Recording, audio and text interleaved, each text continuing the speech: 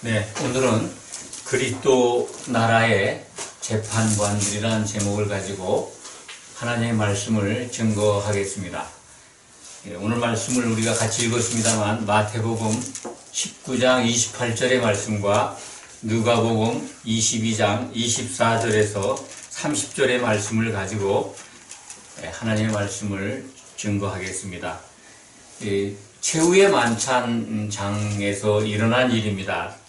누가복음 22장 24절에 보면은 그 최후의 만찬장, 예수님이 십자가에서 피를 흘리고 죽으셔야 되는, 그래서 마지막 유월절을 앞두고 제자들과 함께 만찬, 저녁을 함께 들은 장면입니다. 거기서 떡을 떼어주고 또 포도주를 나눠주면서 이것이 내 언약의 피라고 받아 먹으라고 그 말씀을 하신 그 장면, 그 장소에서 이 어린 제자들은 서로 누가 크냐고 다툽니다.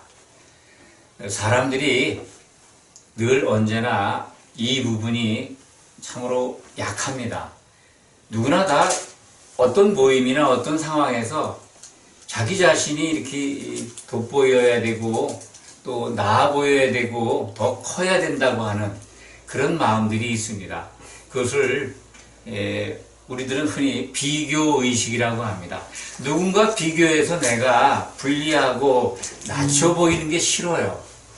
그걸 참을 수가 없어요. 더군다나 같은 동료, 친구지간이다. 아니면 또 뭐 후배들과의 모임이라든지 어쨌든 거기서 내가 좀 나아 보여야 됩니다. 나아지려고 하는 생각, 그 비교하는 생각, 그것 때문에 물론 인류는 발전해 왔습니다. 경쟁사회 속에서 서로 이기기 위해서 치열하게 나아 보이려고, 뭐 기업은 더 좋은 물건을 만들려고, 또 사람들에게 다가가려고 제품을 가지고, 그래서 경쟁하다 보니까 사회는 이렇게 눈부시게 발전을 했지만 그 뿌리를 보면 인간이 서로 지나칠 정도로 자기 자신을 높이려고 하는 이 교만한 마음 때문에 일어난 겁니다. 얼마나 불행합니까, 인간이. 그래서 하와가 동산 중앙에 있는 그 선악을 알게 하는 나무를 보니까 얼마나 보암직하고 먹음직하고 좋아 보여요. 그리고 뱀이 이걸 먹으면 눈이 밝아져서 하나님같이 된다 그러니까 그 욕망이 하나님처럼 된다고 하니 자기 자신과 비교하는 거죠. 더 나으려고 하는 이 교만, 이것이 인간에게 있기 때문에 참으로 불행한 겁니다. 예수님 안에 있지 않으면 이 마음에서 우리는 속박돼서 벗어날 길이 없습니다. 제자들도 지금 예수님의 십자가를 지고 부활 승천하시기 전이라, 이 성령을 받기 전이라 이 제자들은 너무나 어려워요. 예수님은 내가 지금 십자가의 고난을 받고 죽어야 된다. 또 이게 떡을 나눠주면서 이게 내 살이다. 포도주를 나눠 보시면서 마시라. 이게 내 피다. 그렇게 이 공생애를 마치면서 유언을 하고 있는데 그 가중에 12제자는 서로 싸우고 있죠. 누가 크냐고. 그것이 우리 모습입니다. 이게 인간의 모습입니다. 다르다고요? 우리는 이 제자들보다 더 좀 낫다고요? 안 그렇습니다. 성령을 받기 전에는요, 이 12제자의 모습은요, 모든 인간의 어떤 그 모습을 보여주고 있는 겁니다. 베드로가 3번 부인하지 않습니까? 오늘 누가복음 22장 34절에도 나옵니다. 금방 죽기까지 주님을 떠나지 않을 거라고 약속을 하지만, 그렇게 맹세하지만 베드로는 주님이 십자가에 닭이 울기 전에 3번 부인하는 예수님이 예언한 대로 그런 행동을 합니다. 베드로가 믿음이 없고 그렇게 참 못나고 철부지 때문에 그럴까요? 인간의 마음속에 있는 걸 보여주는 겁니다. 우리도 주님과 같이 3년 반 동안 따라드린 어떤 그 제자의 입장이었다 하더라도 예외가 없을 겁니다. 그래서 예수님은 공생의 초기, 주로 이제 우리 산상수훈이라고 그러는데요. 마태복음 5장에서 7장의 말씀을 산상에서 설교한 정말 그 엑기스의 복음이다. 산상수훈 거기에 보면 제자들에게 비판하지 마라. 사람들을 누구든지 형제를 비판하지 말라고 그러시면서 이 티와 들보 말씀을 하시죠. 네. 예. 어떻게 네 눈에 있는 들보는 못 보면서 형제의 눈에 있는 그 작은 티는 빼려고 하느냐. 인간의 교만이죠. 나아보려고 저 친구보다 내가 낫다는 겁니다. 예. 근데 성경은 예수님은 형제에 대해서 전혀 정말 엄격한 규율을 말씀하고 있습니다. 먼저 네 눈에 있는 들보부터 빼. 그래야 형제 눈에 있는 티를 뺄 수 있다. 그건 무슨 말씀일까요? 저는 이렇게 생각을 합니다. 형제의 눈에 티가 보이거든 네 눈에 들보가 있는 걸 보라. 그런 말씀이라고 저는 이해합니다. 그 은혜지 않습니까? 형제 눈에 형제의 결점이나 형제의 잘못된 것, 참 내가 보기에 저러면 안 되는데 하는 생각이 일어나거든 하나님이 보시기에 내 속엔 더 큰 게 있는 거다. 그걸 알려주시는 거다. 은혜로 생각하시면 됩니다. 그래서 이 들보 아시죠? 네. 예, 집을 질 때 이 대들보의 준말입니다. 제일 굵은 걸로 이 석가래 얹는 것들, 기둥들을 이렇게 받치는 거죠. 옛날 집을 아시는 분들은 대들보를 알 겁니다. 크다는 겁니다. 그만큼 큰 걸 자기가 갖고 있는데 이 형제의 눈에 있는 그 형제에게 있는 작은 허물을 들춰내서 그걸 지적하려고. 그 뭡니까? 내가 커지려고. 내가 높고 내가 잘났다는 교만이지 않습니까? 그걸 말씀하는 겁니다. 예수님은 그 만찬장에서 다투고 있는 제자들에게 이 성경의 말씀을 적용해서 교훈을 주십니다. 너희 중에 너희는 다투지 마라. 이 사도들 그들이 예수님께 부름을 받은 것, 목적을 모르기 때문에 아직 사도들이 다투는 겁니다. 그래서 예수님은 내가 이 어린 자를, 내가 큰 자, 하나님이시잖아요, 예수님이. 이 큰 자가 어린 자를 섬겨야 된다고 하는 창세기 25장, 여러분도 기억하실 겁니다. 야곱이 그 에서를 섬기는 장면이 28장인가, 33장에 가야 나오는데, 야곱과 그 에서의 어머니, 이삭의 부인 리브가가 임신했을 때 하나님께서 알려줍니다. 리브가에게. 내 뱃속에 두 국민이 나눠져 있는데 쌍둥이를 뵌 거죠. 그러니까. 그런데 뭐라고 말씀하시냐면은 큰 자가 어린 자를 섬긴다. 그런 말씀이 나옵니다. 큰 자가 어린 자. 어떻게 보면 장자가 동생을 섬긴다. 그런 뜻이지 않습니까? 그냥 생각한다면 그렇습니다. 그런데 에서가 그 장자의 어떤 그 하나님이 일러주신 그것을 행하지를 않잖아요. 야곱이 장자의 명분을 그래서 사게 되는 겁니다. 야곱이 큰 자가 돼서 작은 자, 어린 자를 섬기기 위해서요. 야곱이 팥죽으로다가 에서를 에서에게 주고 장자 명분을 샀다. 아주 야곱이 고약한 성품이 있다. 그렇게도 볼 수 있지만은요. 하나님의 말씀을 이루기 위한 과정입니다. 예수님은 야곱이 그렇게 둘째지만은 큰 자가 돼서 어린 자, 작은 자를 섬기는 그 약속된 말씀을 예수님이 오셔서 이루신 겁니다. 하나님이 오셔서 어린 자인 사람을 섬기러 오신 겁니다. 성경에 기록되어 있는 구약에 기록되어 있는 모든 말씀은 예수님을 증거한 예수님의 그림자입니다. 그걸 설명해주는 책이거든요. 그렇기 때문에 오늘 사도들이 다투니까 내가 큰 자가 어린 자를 섬기기 위해서 내가 왔고 너희는 나와 함께 있어서 다 알지 않냐? 오죽하면 앉아서 먹는 자가 크냐 서서 먹는 자가 크냐? 물론 앉아서 먹는 자가 크죠. 서서 먹는 자는 서서 먹는다기보다는 서서 시중 드는 사람들이잖아요. 영화에 보면은 귀족들 밥 먹을 때 앞치마 두르고 서서 이렇게 막 서빙하잖아요. 섬기는. 예수님은 그런 자로 오셨다는 겁니다. 그 말을 하시면서 아주 놀라운 말씀을 하죠. 내가 너희를 이 사도들에게 내 나라를 맡긴다. 아버지께서 아버지의 나라를 나한테 맡긴 것과 같이 나도 너희들에게 내 나라를 맡긴다 하는 말씀을 합니다. 여러분, 이 성경 속에서요, 예수님이 하신 내 나라와 예수님이 하신 아버지의 나라를 구별할 줄 알아야 합니다.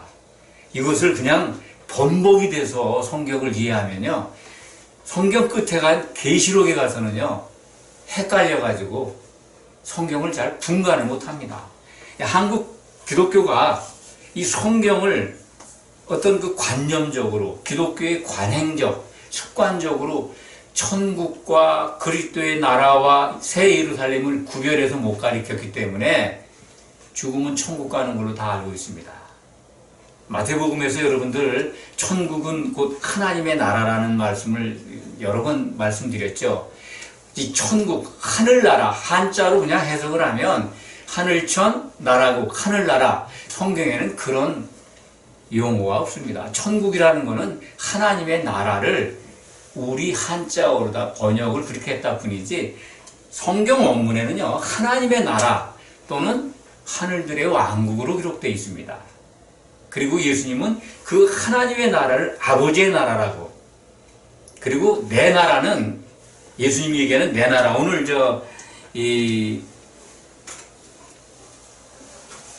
내 나라, 이 30절에 보면 너희로 내 나라에 있어, 내 나라라고 그러잖아요.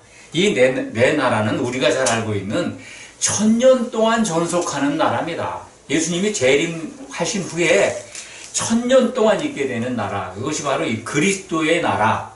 성경은 그리스도의 나라고 1000년 왕국이라고 기록되고 있습니다. 이것은 여러분들이 확인하시면 되는데요, 그리스도의 나라라고 하는 그 표현이 요한복음 18장 36절에도 있습니다. 내 나라는 여기에 있는 것이 아니다. 십자가를 지기 전에 로마의 총독이죠. 로마의 총독 앞에서 증거를 하죠. 내 나라는 여기에 있는 나라가 아니야. 만약에 내 나라가 세상에 있다면 내 종들이 싸워서 나를 당신한테 빌라도 법정에서 하시는 말씀이죠. 당신한테 넘겨주지 않았을 거야. 유대인들과 싸워서. 그렇게 얘기합니다. 거기서도 예수님은 내 나라라고 그럽니다. 이 내 나라가 있다는 겁니다. 예수님이 다시 오시면서 이루어지는, 공중에서 이루어지는, 혼인잔치 후에 이루어지는 나라입니다. 이걸 구별할 줄 알아야 됩니다. 늘 말씀을 드렸습니다만, 이 내 나라에서 사도들 보고 너희는 나하고 같이 내 상에서 먹고 마시고 그리고 이스라엘 12지파를 재판할 거야 라고 말씀하시는 겁니다. 얼마나 놀라운 영광이 기다리고 있는데 너희가 지금 싸우고 있느냐. 서로 사랑해라고 하는 새 계명을 이때 주십니다. 요한복음 13장 34절에 내가 너희를 사랑한 것처럼 너희가 서로 사랑해라 라고 하는 새 계명을 주십니다. 이 사랑이라는 건 뭘까요? 다 잘 아시겠지만 이 사랑에 대해서 먼저 설명을 조금 드리겠습니다. 예수님은 산상수훈에서 제자들에게 이렇게 말씀하십니다. 기도를 이렇게 해라. 또 너희가 뭘 얻고자 하느냐? 구해라. 찾아라. 두드려라. 그러면 너에게 주실 것이다. 누가복음에서는 성령을 주시지 않겠냐 구체적으로 말씀하신 겁니다. 찾고 구하고 두드리는 자에게 제일 좋은 성령을 주시겠다. 그런 말씀이거든요. 그렇다면 예수님이 지금 이 성도들에게 이 성경을 통해서 말씀하시는 걸 우리가 자세히 살펴보면 기도를 가르쳐주고 구하라고 하고 찾으라고 하고 두드리라고 한 다음에 7장에 가서 뭐라고 하시냐면 무엇이든지 너희가 대접을 받고자 하는 자는 먼저 그를 대접해라. 남이라고 그러죠. 남에게 대접받고자 하는 자라면 남을 대접해라는데 이 남이 누굴까요? 마태복음 6장 산상수훈 속에서부터 쭉 이어져 내려오는 말씀입니다. 남이 뭡니까? 하나님입니다. 하나님을 대접하라는 거예요. 구하기 전에, 기도하기 전에, 찾기 전에, 두드리기 전에 하나님을 대접해야 하나님께서 주신다는 거죠. 내 멋대로 살면서 기도만 왕창 몇 시간 한다고 그게 응답이 되겠습니까? 예수님의 말씀을 잘 새겨 들으면 돼요. 남을 대접하라. 우선 1차적으로 남 그러면 우리들과 같이 신앙생활하는 이 형제들, 교회에 들어와 있는 성도들이겠죠. 그 서로 사랑하라는 말씀이 여기 포함되어 있는 겁니다. 왜냐하면 그 마태복음 7장 13절인가요? 보면은 그 남을 대접해라 할 때 그것이 바로 율법과 선지자라고 말씀하시잖아요. 마태복음 22장 37절에서 39절 말씀을 보면 거기에도 또 이 하나님을 사랑하고 내 이웃을 내 몸처럼 사랑하라 하시면서 이것이 율법과 선지자의 대강령이라고 말씀하십니다. 같은 말씀이죠. 그러니까 대접한다는 것이 사랑한다는 겁니다. 남을 사랑한다는 게 우선 그냥 그 용어에 너무 빠지지 마시고 서로 사랑하라는 말씀이구나. 형제가 서로 사랑하라는 거죠. 그게 대접이잖아요. 하나님을 사랑한다면 기도하고 구하고 찾고 두드리는 거 그분이 우리를 대접하신다는 겁니다. 하나님께서. 그것이 예수님이 우리에게 주신 지금 최후의 만찬장에서 주시는 새 계명 그 말씀이거든요. 내가 너희를 사랑한 것처럼 너희가 서로 사랑해라. 우리가 지금 예수님의 새 계명만 들여다보면요. 하나님 사랑이 빠져 있어요. 하나님께 대한 사랑, 형제를 우리가 서로 사랑하면요. 하나님을 사랑하는 것이라는 거예요. 하나님 사랑을 하지 말라는 게 아니라 우리가 같이 신앙생활하고 교회의 형제, 자매로 부름을 받았잖아요. 정말 예수님 안에서 서로 사랑한다면 그 자체가 이미 하나님을 사랑하고 있다는 겁니다. 왜냐하면 하나님의 사랑으로 우리를 하나님의 백성으로 부르셨어요. 근데 서로 사랑하고 있어. 하나님이 사랑하는 형제를 사랑하면 그 바로 하나님을 사랑하는 것 아니겠습니까? 그래서 이 새 계명 속에는 하나님에 대한 사랑이 빠져 있지만 그게 포함되어 있다고 하는 것을 아시면 됩니다. 그리스도의 나라에 대해서 좀 더 이제는 설명을 드리겠습니다. 내 나라. 예수님이 분명히 하나님의 나라와 내 나라를 구별해서 말씀을 하셨다. 하나님의 나라를 먼저 잠깐 더 강조해서 말씀을 드리면 하나님의 나라는 성경 원전, 헬라어 원전을 보면 하늘들의 왕국입니다. 하늘이 둘이라는 겁니다. 하늘이 셋이죠. 성경에는 사도 바울의 말씀을 기록을 보면 자기가 셋째 하늘에 올라갔었다, 불려 올라갔었다라는 기록이 있습니다. 하나님이 계신 창조되지 않은 하늘이 셋째 하늘입니다. 하나님의 보좌가 있는 곳. 사도 바울은 자기가 영으로 이끌려서 그 셋째 하늘에 올라가서 사람이 들을 수 없는 말을 들었다고 기록을 합니다. 고린도후서 10장인가요? 기록되어 있습니다. 그러면 첫째 하늘, 둘째 하늘은 이렇게 이해하시면 됩니다. 하늘은 히브리 사람들, 이스라엘 사람들이나 헬라 사람들에게는 쌍수입니다. 언어적으로 쌍수입니다. 안경이 아예 두 개잖아요. 그래서 안경을 복수라고 그러잖아요. 신발도 슈, 영어로 슈 하면 신이잖아요. 근데 슈라고 부르지 않습니다. 영어로 슈즈라고 그러죠. 복수입니다. 한 짝이라는 거죠. 하늘도 항상 한 짝이에요. 짝. 보이는 하늘과 보이지 않는 하늘이 짝으로 항상 있어요. 그래서 보이는 하늘 속에는 우리가 다 보지 않습니까? 하늘을. 물론 이제 하늘이 시각적으로 어떤 형체를 보이는 건 아니죠. 그냥 파랗죠. 그 가운데 뭐가 있어요. 뭐 해도 있고 달도 있고 그런 눈으로 판단할 수 있는 영역, 그걸 이제 하늘, 보이는 하늘이라고, 보이지 않는 하늘, 우리가 보이지 않는 하늘을 알 수 있습니다. TV를 보잖아요. 근데 전파가 날라오는 게 보입니까? 안 보이는데 하늘이 분명히 보이지 않는 공간에서 오는 거잖아요. 같은 공간이죠. 우리는 인식할 수가 없습니다, 눈으로. 그런데 전파가 날라와서 우리가 이걸 틀으면 가시광선으로 딱 떠서 볼 수 있는 빛이 나타나서 화면을 보는 거죠. 마찬가지로 이 보이지 않는 하늘에 마귀와 마귀 수졸들이 활동하고 있고, 하나님이 보내시는 우리 구원받을 자들을 돕는 천사들도 활동하고 있습니다. 예수님도 그 증거했잖아요. 우리가 구원받은 성도들을 도우라고 천사들이 지금 활동하고 있습니다. 이 자리에, 예배하는 자리에 와 있습니다. 보이지 않는 공간에 천사들이 우리들을 위해서 활동하고 있습니다.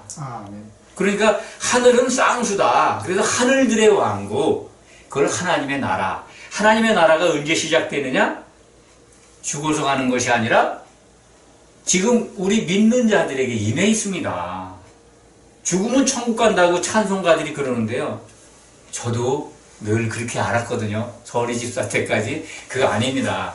하늘나라는, 하나님의 나라는 여기 있다 저기 있다도 하지 못하리니 오직 너희 안에 있다. 또 예수님이 뭐라 그러셨어요? 내가 성령을 힘입어서 귀신을 쫓아낸다면 이미 하나님 나라가 너희 안에 임해 있다 라고 말씀하셨대요.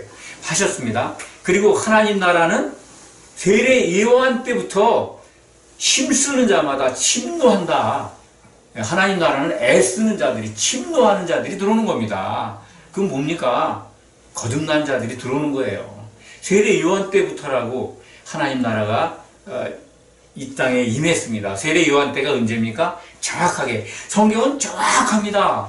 그것을 우리가 너무 추상적으로 이해하니까 성경 이해하기가 어려운 겁니다. 세례 요한 때요, 예수님이 성령 세례 받은 날입니다.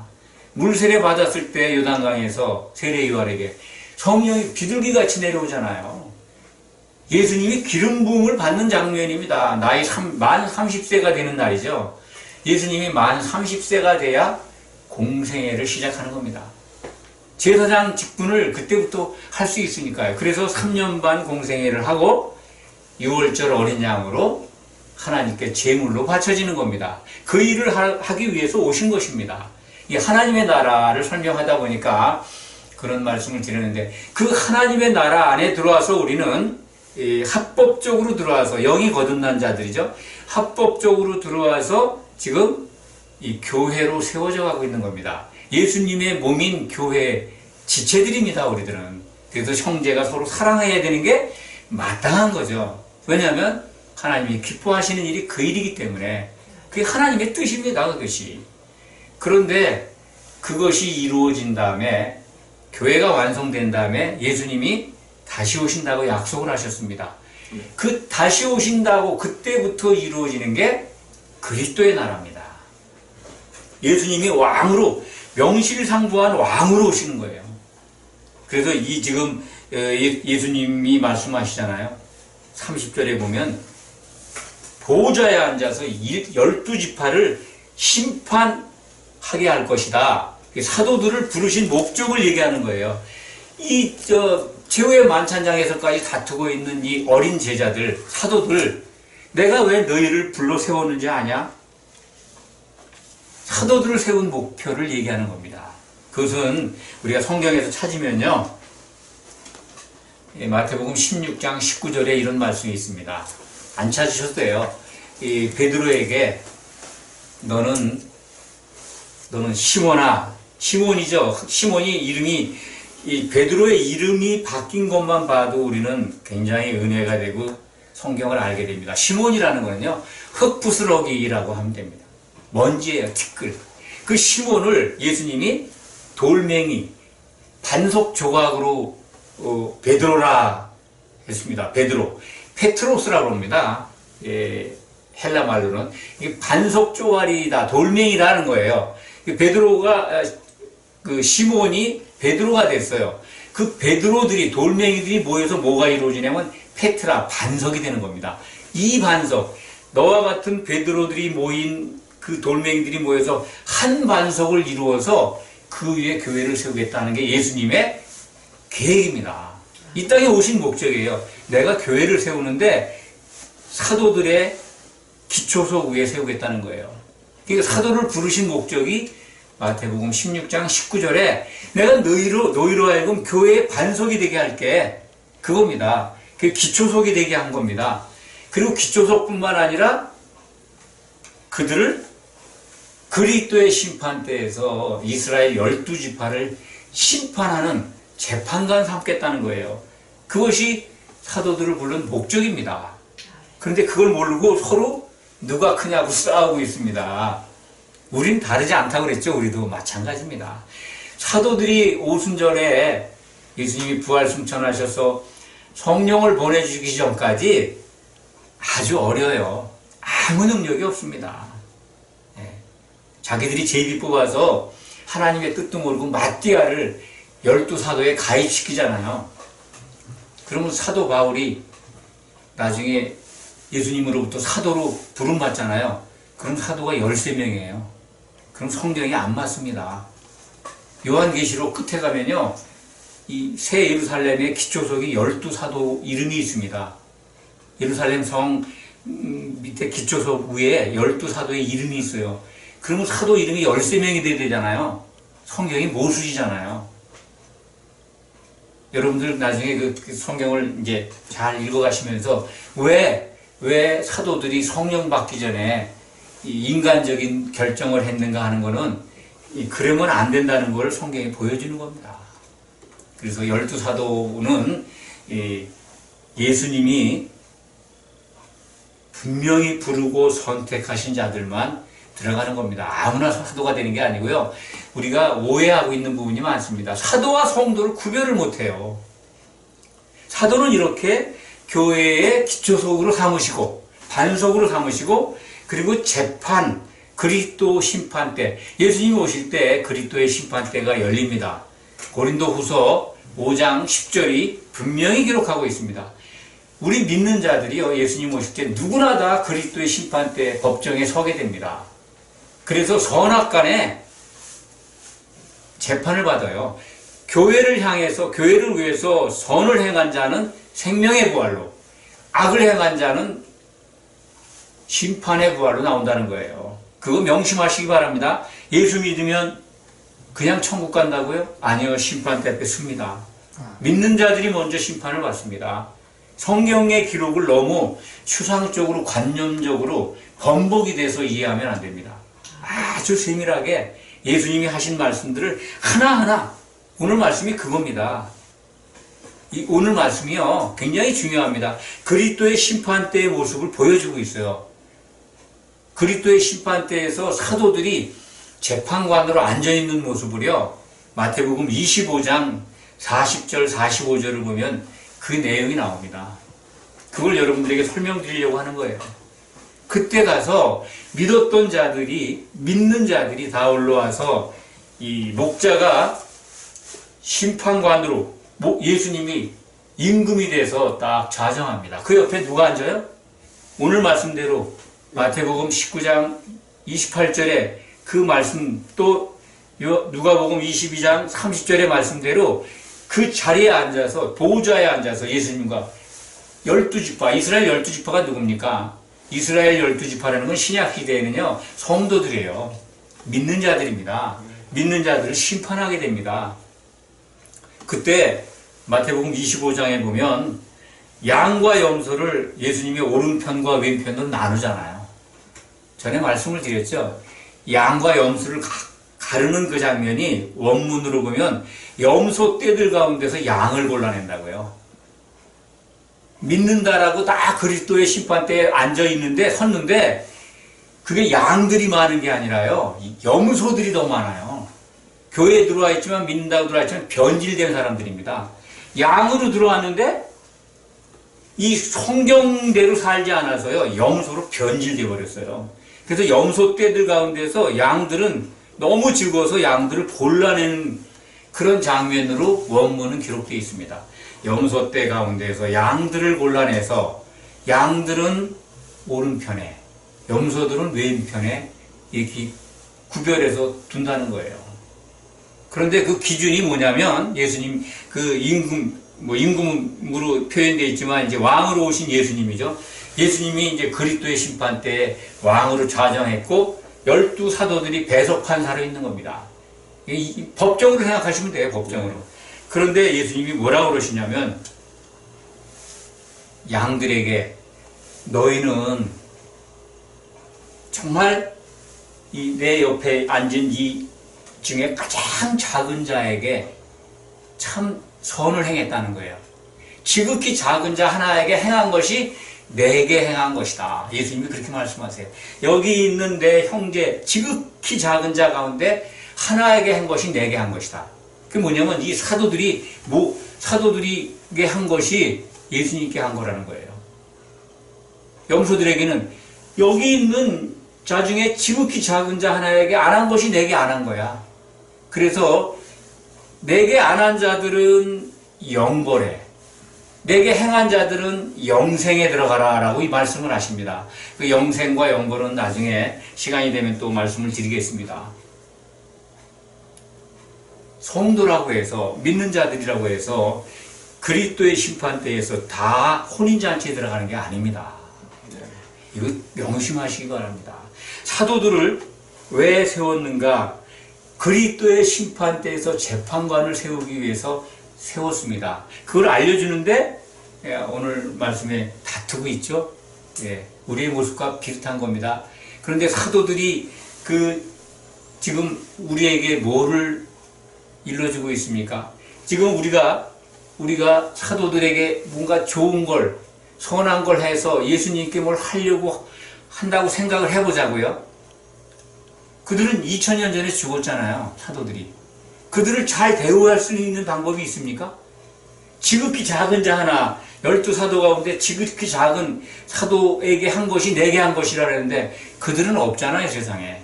그럼 뭐를 잘해야 된다고 하는 말씀일까요? 이게 오늘 말씀의 핵심입니다. 사도들이 남긴 신약성경입니다. 이게 바로 기초속입니다.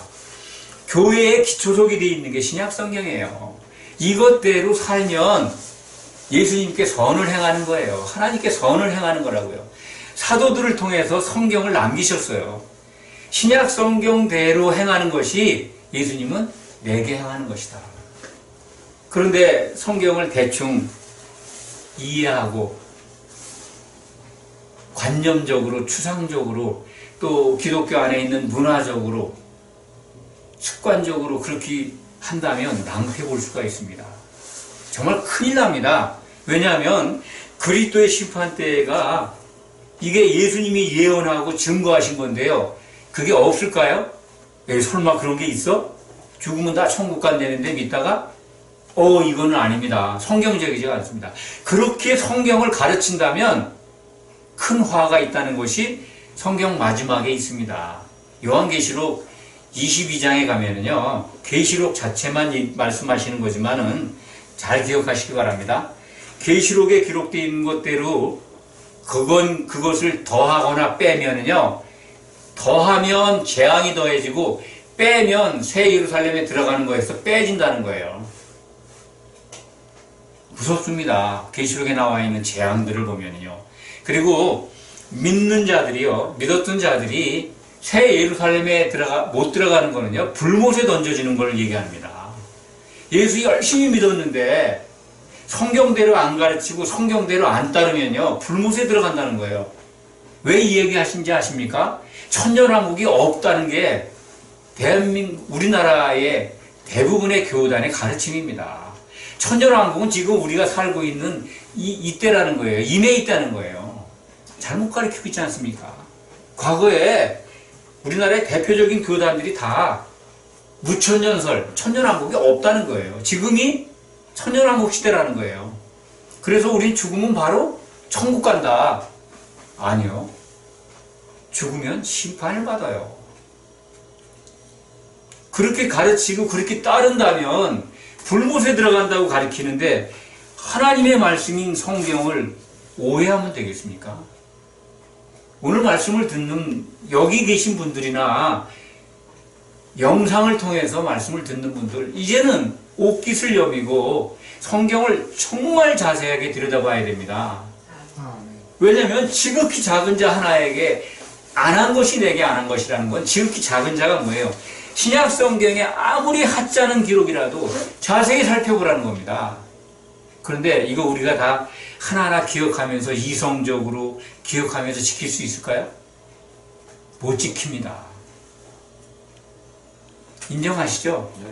어떻게 다 그 신약 성경에 기록되어 있는 건 뭐 하지 마라, 뭐 하지 마라, 뭐 해라, 잘 모르잖아, 못 하잖아요. 근데 예수님은 그런 걱정을 덜어드리게끔 해주셨어요. 노뱀, 십자가에 달리신 하나님이 사람이 되셔서 우리의 죄를 지고 매달려 피를 흘린 노뱀을 바라보면 영이 살아나게 하셨고 거듭나게 하신 거죠. 그 자들이 교회로 들어와 예수의 이름으로 모여 있으면 성령을 받게 하셨어요. 성령을 받고 그리스도 안에 있으면 이룬다는 거예요.